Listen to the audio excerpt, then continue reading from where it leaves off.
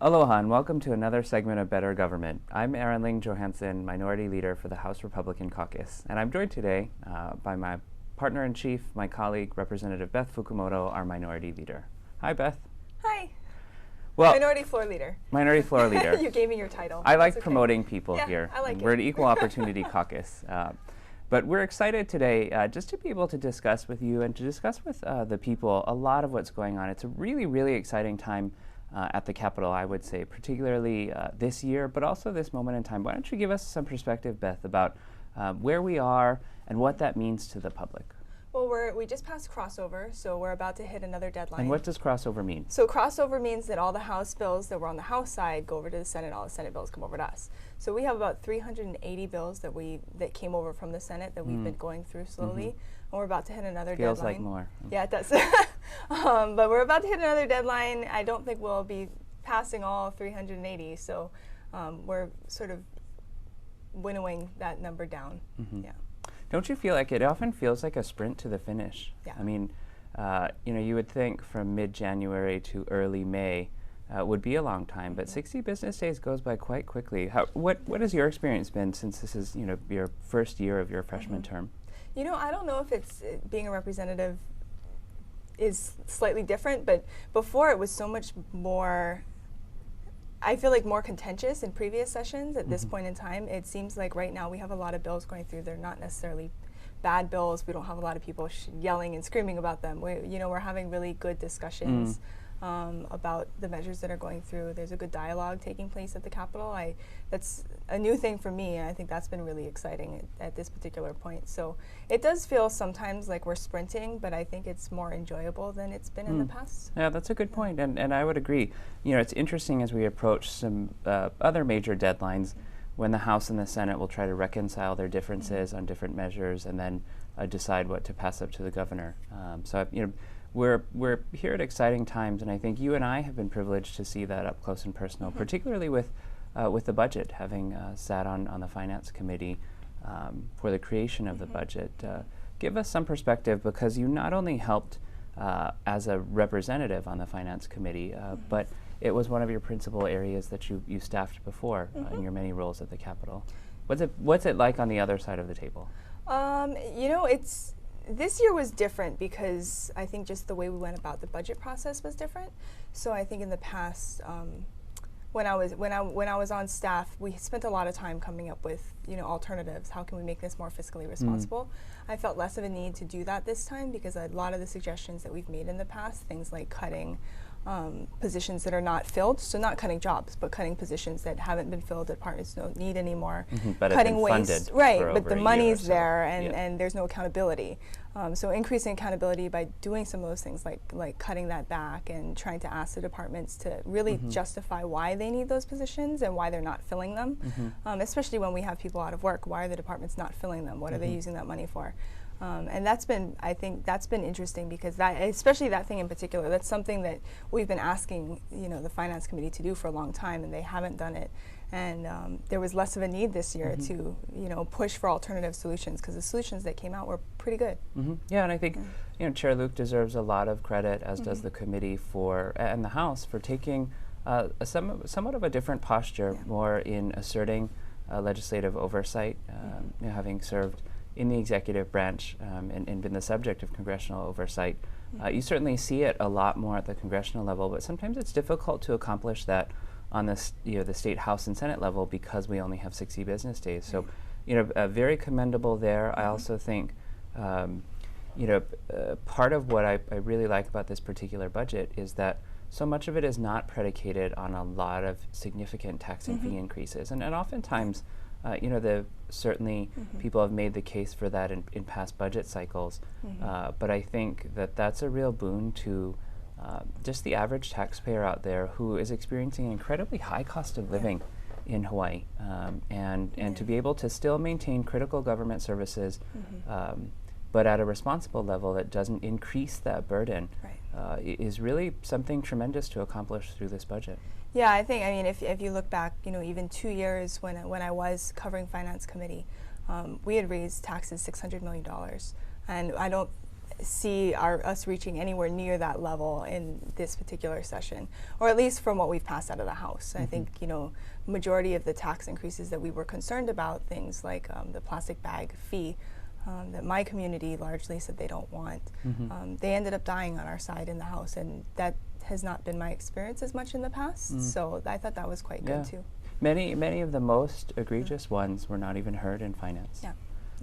So that's I agree, and I think what is a good starting place, that the House started with in Finance Committee, was just looking at assessing the governor's requests and the executive branch's requests, and looking at what was justified, and then realizing that their initial requests would have basically taken up almost everything we had in the tax coffers, and recognizing that isn't necessarily the best starting point, and paring back by about $600 million. Is that the correct figure? I don't remember what the correct figure is. I think it's about $600 million. We did cut back a lot because there were a lot of requests, that I would kind of consider not necessarily the best at this point in time. Like the governor wanted a fashion show. I fully support the fashion industry. I actually want to be a fashion designer, so I completely support it, but I don't know that that's necessarily something at this point in time we can spend state money on. But we also asked him to further justify some of his other requests, like early childhood. And that was a $22 million plus ask, and we did not fund that either. And I think there's a lot of, we cut back a lot in places that maybe we felt like it wasn't fully justified yet.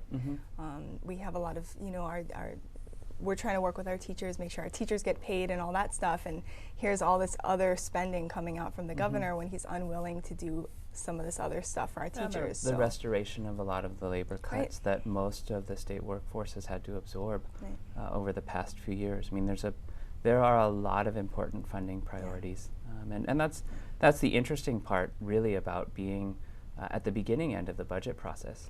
And now, for those of you at home who may not necessarily be familiar with the process, it's crossed over to the Senate, and right now the Senate is taking a look at what the House proposed, and the Senate will come up with its version of the budget, and then the two of our bodies will get together and ultimately reconcile it in a conference draft. But that's, in essence, how your state government gets funded, and many of the state services that we all partake in ultimately get funded and function. What bills in particular do you think were good that came out? Well, I think one bill that is sort of a sleeper bill, but really is going to have a significant impact potentially, is just it's HB 694. If the Senate is amenable, and if we're able to reconcile it, it would include some broad-based income tax relief for people across the board, from all socioeconomic spectrums. And oftentimes economists here will tell you that income taxes are one of the mechanisms that most weigh people down and most burden them, families and working individuals. And so that's exciting, because as a policy call, the House has not passed out a broad-based income tax relief bill in the last few years. And to markedly do something to reduce the cost of living, I think that's a bold initiative. I also think we've done a lot to try to increase transparency. There are quite a few, I think, good election reform measures, some of the ones that we've seen. And just, so I think one bill comes to mind, also just the repeal of the PLDC in terms of increased transparency and accountability. I know that you've thought a lot about that bill. For me, I actually think it could have been a good idea and was a good idea. I think it was, well-intentioned.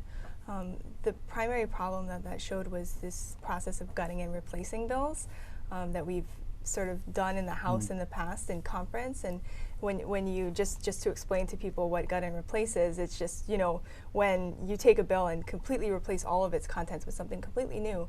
And if you do it during this final stage of the legislature when you're in conference, there's no public hearing anymore.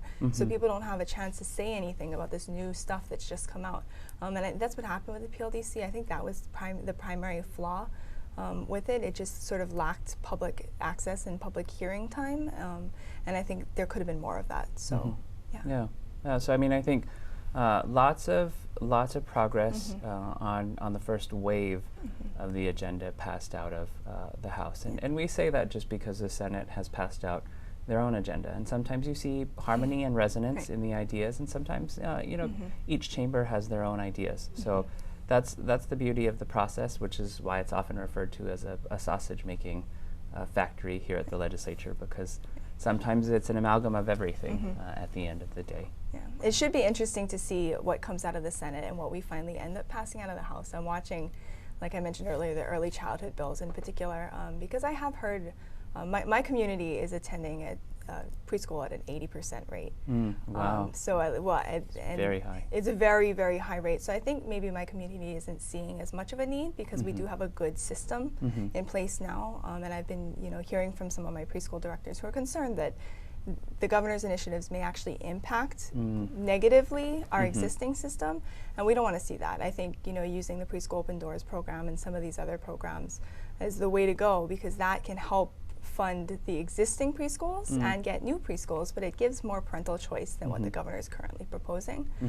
So I've actually been hearing a lot from my community on that, and it's going to be interesting. We didn't pass those measures out of the House the first time, so the only ones alive are with us again. So we'll see, where they go. And we'll be seeing them shortly, undoubtedly, since they've been moving through the Education Committee. It's interesting because for me, I have so many preschools in my district that run the gamut from a Hongwanji preschool to some Catholic preschools and just non-religiously affiliated ones. And so it's definitely a critical issue, this notion of the whole educational continuum. And I think it's a healthy discussion to be having. And what will be interesting to see what we do in the House and how we reconcile it is if focusing on early education with this particular mechanism is the way that members feel is best to accomplish providing that stronger or strengthening the continuum, I should say. Right. I think we all agree that we should do something. And we want to, not just early childhood, we want to help improve K through 12 and give our teachers what they need to succeed and give our students what they need to succeed. But this discussion over what's the best way to do it is always very interesting. Now, I think one thing that members of the public out there might have some trouble understanding, I certainly did before I was elected, is sometimes the legislature can be kind of this mysterious place, and you're not sure how to interact with it. You're not sure if you can make a difference. What I think would be a great time to do, because we're a little past the halfway point, is let's tell folks out there, is it too late for them to make a difference in the process? No, absolutely not. I think with all the bills that are still going through, people should be watching. Go on the Capitol website. It's capitol.hawaii.gov, and they'll give you all the information on what bills to testify on and all of that. And that's definitely what people should do. I mean, there's plenty still out there. I would say watch the Finance Committee, because that's where everything's going to start going. Watch the Ways and Means Committee. And people should just go ahead and email and do whatever they need to do to, try to get their voice heard. And we don't see enough of that, but, I think it would be helpful to hear multiple voices. A lot of times we see the paid lobbyists, and, that's great, that's important, but it's nice to see individuals too. That's true, and I think sometimes there can be a resignation that perhaps everything we do here at the Capitol is perfunctory and everything is a fait accompli, but nothing is a done deal, and I can tell you that I think nothing means more to the two of us and our colleagues than to get a call from our constituent or to get I still get handwritten letters because a lot of my district is in the octogenarian, septuagenarian age range. So snail mail is the preferred way, but it means a lot, and I think that's the essence of representative democracy.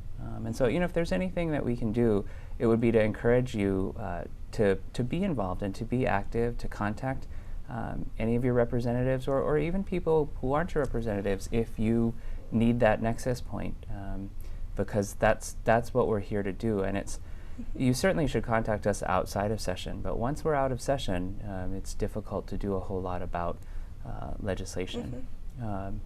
Maybe because we're at this halfway point, I think it'd be interesting to see just what have some of your observations and your insights, your take on the first half. I thought the 13-hour session was interesting. That was the longest session I've sat through. I will say And that what is, for those outside who are watching, tell them what session is. session is when we actually sit on the floor of the House and vote on the measures as a whole full body. Right. And that was 13 hours long for this past crossover to send all the bills over to the Senate. And it was exceptionally long, much longer than I've seen in the past. I do hear that they've been very long before us, but as long as I've been here on staff. I will say that one of the things is that the representative chairs are much more comfortable than the staff chairs. Yeah. So sitting through 10-hour sessions in the staff chairs is much harder. So when I first started here, I would sit in the gallery, and it's all wooden benches, and you know, you're sitting there for 8 hours, and it's much more difficult. So it was nice to have a nice chair. Yeah, that's true. No, that's true. I think one of our colleagues said it best when they said, you know, it's hard to imagine and fathom how tiring it can be to just sit in someplace for 13 hours because you're just sitting. But I think for those watching out there, you know, it is a time for robust debate. And it's really the public forum when we're all gathered as a group to debate whether or not we should be passing an idea, making a change to the law, and the merits or lack thereof to a particular proposed piece of legislation. And so, you know, I find session to be an exciting time. You know, there's sort of never a dull moment, to be quite honest. You just never know what people are going to say. And everybody's got a different opinion, and I think that's the beauty of having 51 members, that you really do have a diversity of opinions. So, you know, I think my feelings at the halfway point are just that it's been a very exciting session. I mean, there's a lot of change in the air. We've talked about it before on this program, but I think it's still very palpable that there's an energy and a newness and a difference in perspective that's been brought in by so many of our new freshmen, many of whom who, you know, just are in their 20s and 30s, and just bring a different perspective from some of the people who have been in this building for 20 or 30 years. So it's a nice marriage of institutional knowledge, but with a newness and a freshness and just a difference in perspective. And that's something particularly I think you and many of the newer members to our caucus have brought to our caucus, that very same energy and vibrance. And you know, I think it's been an exciting session, and undoubtedly the second half will be just as exciting. Yeah, I think that's what we're sort of hearing from our constituencies, is everybody's kind of excited to see something new at the legislature and see us doing things a little differently, or at least asking different questions. So I think, and that's true of everybody, that's true of people that have been here for a while too, they're seeing things differently and asking different questions, and I think that's been a very good thing. It has been. You know, and along those lines of asking questions and interacting with the Capitol, again, I think Representative Fukumoto and I would just exhort all of you out there watching on Olelo just to be active, be engaged, and be in touch with us. I mean, that's the best way to make sure that you, as the title of this program denotes, that you have better government, that your representative government is actually representing your needs. So with that, unless you have any parting thoughts, Representative Fukumoto. No, that's it. You know, it's been a pleasure just to be with you all and give you a little brief insight into what's been going on at the Capitol, at least in this first half, and some of the things to be watching for and watching out for as well. So with that, thank you again for tuning in to this edition of Better Government. Aloha.